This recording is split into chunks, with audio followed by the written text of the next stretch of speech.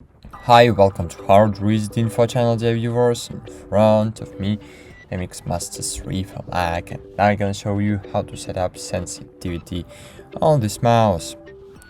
So of course you can do it using the normal MacBook settings.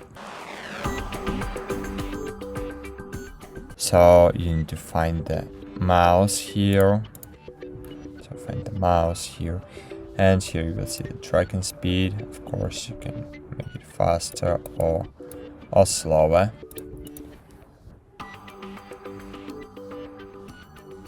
You can enable or disable the natural scrolling.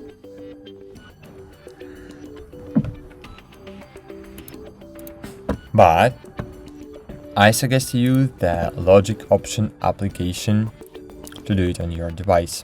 So Logitech Option, this is the useful application from the Logitech to set up your mouse. So if your mouse is connected with your PC, with your laptop, so this app will automatically detect your mouse. Here you will see the point and scroll, and here you can change the pointer speed, scrolling speed, thumb wheel speed, and smart switch sensitivity. So that's it. Thanks for watching. Like this video, subscribe to our channel, and bye. See you.